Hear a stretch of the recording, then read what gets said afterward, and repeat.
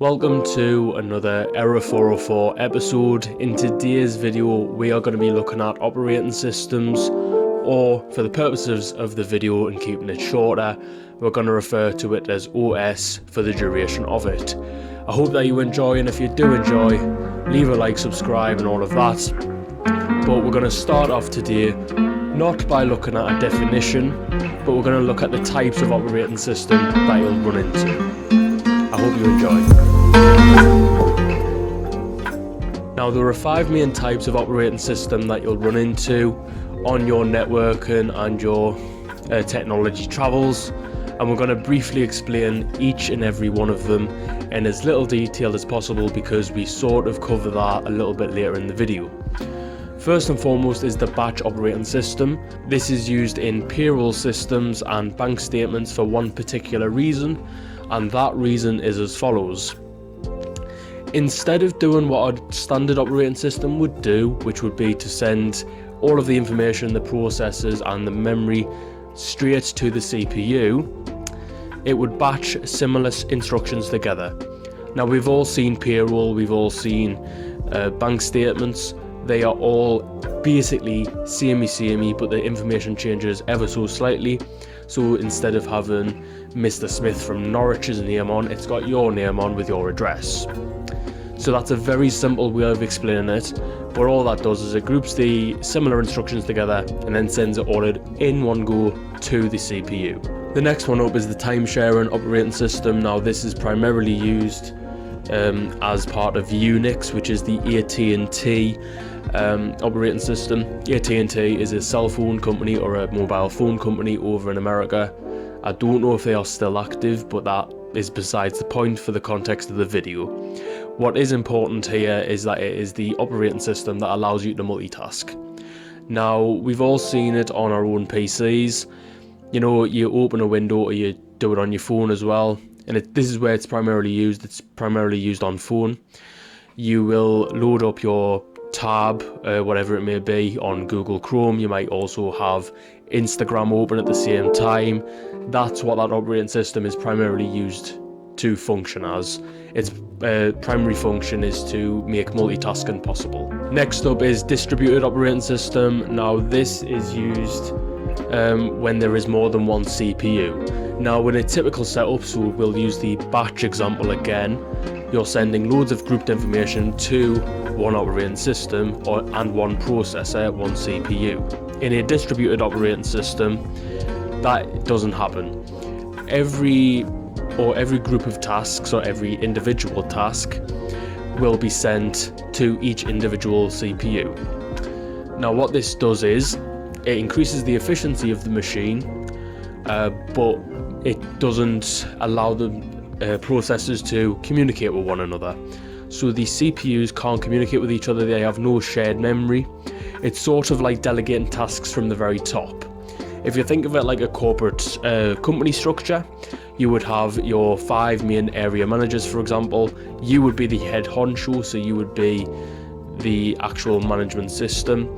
You would then distribute all of your instructions equally, and there might be different sets of instructions to achieve a different thing, and the management would have no communication with one another. That's what a distributed operating system is designed to do. Second to last is the network operating system. Now, this is probably the one that you're going to be most familiar with because this is the one that we use in our day-to-day lives. Windows, Linux, and actually Unix run on this system. Unix uses a combination of the two previous systems, and obviously Windows and Linux primarily use the networking one, and there is a reason for that. This is the only type of operating system which connects to a server. Every computer, whether you like it or not, is on a server of some description, and this could be anything from your home Wi-Fi network. That counts as a server. This is the one that we're most familiar with because it's the one we use most often, but the main purpose of the network operating system is to share files and information between multiple different PCs or devices or whatever the case may be. Its primary use is file sharing, but it can also share to printers, for example, if you need something printed off, and other devices as well. It allows them to communicate with one another. The final type of operating system is actually a very important one for national security reasons and various other things, and it's because it is used in robots and primarily missile systems. And this is the real-time operating system. There are two subsidiary types of operating system within this, which is the hard real-time and the soft real-time. The hard real-time is used where time is a massive constraint, you have no margin for error whatsoever, and it needs to be done almost instantly. So again, this would be probably the more likely one to be used in a missile system, because you need to be basically firing within half a second of getting the command that shit, we're being fired on. Then you've got the soft version of the system, which is less reliant on time constraint, but still is pretty damn sharp, and it would still massively outperform any other system. So if you were to use a network OS for missile launches instead of the soft or the hardcore version of this RTOS, then we would be fucked. Let's be completely blunt, we would be fucked. So that is why this system is designed. I've just referred there to basically a missile system, which is a form of national security, and we're going to actually lead that in with a nice segue to the functions of an operating system, one of which is security. Now, albeit in this context it isn't protecting us, it's protecting itself. It does this through firewalls, and it also does this through basically scanning files. So this is where your antivirus software, or your inbuilt software at least, would come into play. It's used to protect the system, the operating system, and basically create a safe environment for you to do what you need to do. Alongside this, it also does job accounting. Now, you may know the app on your Windows PC. I don't know if Linux have the same thing. I assume they'll have something similar called the Task Manager. Now, job accounting is basically the Task Manager's job. It shows you how much CPU is being used by particular apps, and it also allocates resources to what jobs need to be done. And this can be anything, because even updates are classed as processes or jobs. Control over system performance kind of links into this, and it is another function of an operating system. This is primarily concerned again with the allocation of resources, but it also monitors the system reaction time, the clock speed, and it collects consumption statistics, which on assumption is the amount of resource it takes to run a particular program or process. So this is what I'm referring to when I say there's a percentage of CPU, of memory, and of RAM disk space that is being used for each process. That is what that is used to measure. Error detection is another function of an operating system. I'm starting to learn that there's a lot of functions here. This protects and localizes the error. So as opposed to doing what could be done with an error reading program where the error isn't localized, so i.e. it spreads throughout the network, this keeps it localized so that you are pretty much safe. It only really affects the system that you're using. Now, obviously this doesn't protect it from viruses, but from general processing errors or errors in booting, for example, that is what this is designed to do. It's designed to localize it, as opposed to blowing a fuse in your house, which takes everything down. One primary focus, and this is where the definition of an operating system comes in, is that it allows for the coordination between the software and the user. Now, this is usually through computer hardware, and this is the definition of an operating system. It is the connection between the hardware and the user, and it basically allows for everything to be in conjunction with one another. So if you were to type on a keyboard, everything that you type in will go onto the screen. You know what you want to type, you then type it, you are the human interface. You then type into your keyboard, which is your hardware, and it appears on your screen through the operating system, which is your software. And that is the link. That is what an operating system is designed to do, to link everything together so that your system is usable. Finally, in this section, we're going to look at booting. Now, booting is not what you probably think it is. Now, you've probably heard of a reboot, which is either an old TV show coming back on air, or it is basically restarting the system. Now, in this instance, in this context, it is that. It is basically doing a reboot, but from point zero, so a boot. There are two different types of boot, which is a cold and a warm boot. There is a third type, which is a Wellington boot, but that isn't related here. There is a warm and a cold boot. The cold boot is when you are basically starting from absolute scratch. There is no power running to the machine. You turn the power on, then you then turn the machine on. It is running cold. It hasn't been used for a long while. It may well have been used previously, but it hasn't been used in a long while. The system is cold. It's starting from point zero. A warm boot is one of two things. It's either you've used this program recently, or you've used the machine recently, and therefore the booting should take a shorter amount of time because it's warm. Secondly, it's if it's in standby mode, that is classed as a warm boot because you don't really require many resources to get it up to where it should be. Next up on the agenda, we move into the purposes of an operating system. Now, we've already covered the definition, which pretty much explains everything that you need to know, but there are four main types of management systems that we need to cover within an OS. The first one is memory management. Now, something that I haven't mentioned previously, but I've sort of alluded to, is the allocation of memory. Now, this is what this does. For every process, you need a certain amount of memory or disk space in order to execute that instruction. Now, this is what this is designed to do. It's designed to allocate the exact amount of memory that is needed without compromising the overall quality of the system. This allocates and deallocates, so when you close a window down, the process either runs in the background or it closes down completely, and therefore you free up a lot of space to be able to perform the next process in your agenda. This obviously is very important because it ties in with the next one, which is process management. Process management, as we all know, is this idea of being able to allocate system resources. Everything on your PC is done by processes. You may think, oh, it's just Google Chrome. That in itself is a process. Actually, submitting a search is a process that your PC has to go through. But all process management is designed to do is allocate the processor, not memory. It's allocated to the processor exclusively. And again, as the aforementioned types of processor, if there's more than one, this will benefit your machine massively. But if we're talking purely from the standpoint of a basic bitch machine, which is one processor, then we're looking at just allocating the resources so that you're not overloading the processor and it's not working overtime and the clock speed is where it should be in that perfect sweet spot. It's basically making the machine the most efficient it can be without overloading itself. Within this too, there are actually four main types of algorithm that you'll encounter when it comes to processor management.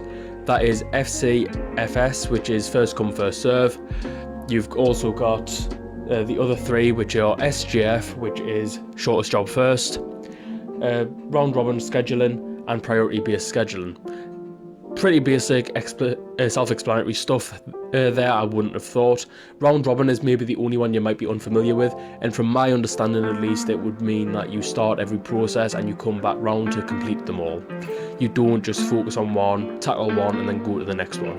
So in sort of the way that I do content, I start off on one video, I might then go to the next one, instead of going, I'll part record each video.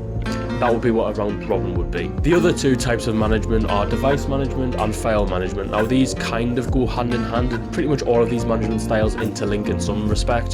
Device management is primarily concerned with external devices, so this could be a printer, this could be your phone, connecting to another device like your PC, or again, a mobile phone to a printer. They connect each other using drivers. Now no one knows what the fuck drivers are supposed to be, but briefly explained, they are the thing that is used to, and it has to be up to date, in order to facilitate the connection between the devices. And this can be hardwired stuff in, so keyboards, for example, also need drivers, but it also could be Bluetooth. File management is primarily concerned with keeping the records and data for files, primarily location data, so if you save it to your desktop or you save it to your downloads, this is where file management comes in. And all it does is it keeps track of everything, it makes sure that everything's saved correctly, so you may well get an error code, obviously because something hasn't saved correctly, that's what it will monitor. It'll make sure that the status of the file is openable, it's still healthy, there's no viruses within the file, and hence why the security ties in with this. Yeah, that's pretty much what file management is supposed to do, and it pairs perfectly with storage management, which covers almost the exact same thing. Now we're going to cover the objectives of an operating system. Now I know what you're thinking, how are functions and objectives different? Now that is a question that I would love to know the answer to, but today we're going to follow the SEAM process. CEAM, what the fuck does it stand for? C is for convenience. Now convenience is merely concerned with how easy it is to reload everything back up. So when we refer to booting earlier on, we're talking about cold and hard booting. If you were using an old system, whether that be a PC or the example that I was going to use in the video, which was Alan Turing's code breaking machine I should say. Now I'm sure you're all familiar, but briefly for a history lesson, they created a machine that could try and break the German Enigma code. The only problem that they ran into was that the processing time was so long because they had to manually adjust everything. Whereas if you're going to use something like Windows these days, everything or a lot of settings are preloaded. So this means that date and time's preloaded. That means that certain algorithms are preloaded to launch automatically. Whereas with Alan Turing's coding machine, what used to happen, they used to have a logbook, and what they used to do is every day they had to manually configure and reconfigure the machine. They had to basically start from scratch every day was day zero. Whereas with Windows, day zero is the day that you get the computer out of the box, and it pretty much runs from every point forward after you've installed all of the software that you need to install. And that is the primary difference between something that you need to reconfigure and something that has this feature ingrained. The second item on the agenda is efficiency. Now this basically ties into everything else, so briefly it's to basically monitor the efficiency of your machine. So this is the effective use of resources. It's basically allocating the minimum amount that it can without affecting the output. So this is, if you're running GTA, your graphics card or whatever, for example, will be running the bare minimum it can without affecting the quality of your gaming experience. So it will try and stop it from lagging, so it'll give you just enough to make sure everything's running smoothly, but it won't give you excess power unless you have enough there to be able to do that. Now background processors take away from this massively, but in general that's what it's supposed to do. It's supposed to improve the efficiency of the machine, allocate less resources so that if you do by chance go onto another tab, you still have the space available, the disk space, the memory, the CPU power to go and do something else, as aside from just doing one instruction at a time. Third on the agenda is ability to evolve. Now this basically concerns updates. Now we've all had the annoying arse security updates on Windows, we've had it on any system you've used, my mobile phone is fucking fatal for that. But what it basically means is it's introducing new features, it's introducing patches to code without affecting the overall service that you're already receiving. That's what ability to evolve is mainly concerned with. I don't want to affect the baseline experience, but I do want to improve on it. So I'm going to keep the baseline, I'm just going to add stuff in with minor tweaks here and there. Now this, again, if we go back to Alan Turing's example, with the code breaking machine, you had to manually reconfigure. But if you were writing a basic computer program back in the day, you would have to start again for one individual error because you wouldn't know where the error fell. And that is having a good baseline code or algorithm means that you're able to add stuff in without having to erase everything to do it again. Whereas back in the day we didn't have all of that available. Finally is management of resources. Now again, this sort of tackles everything we've already discussed. It's CPU power, it's processing, it's the memory, it's the disk space, it's the RAM, the ROM, everything like that. That's all it's meant to do. It's meant to regulate and basically make it more efficient for all of the processes to be ran in the way that it needs to be ran without overclocking itself, without screwing up the system, and making sure that you have the best user experience that you can. That is the end of the video on operating systems actually, and I really do thank you for watching. It's been an incredible run. I've had to reorganize this about 4 different times to get the right thing, to get everything the way that I like it. So if you do enjoy, please leave a like and subscribe, as I said in the introduction. Let me know what you want to cover next on Let's Talk. No, on Error 404. I went so long without making a mistake in this video. I knew I was going to do it on the outro. Yeah, I'll see you in a little bit. There will be videos obviously in the meantime. I'm trying to upload a little bit more frequently, and I hope that you Appreciate that you enjoy all the content, but until next time, bye bye for now.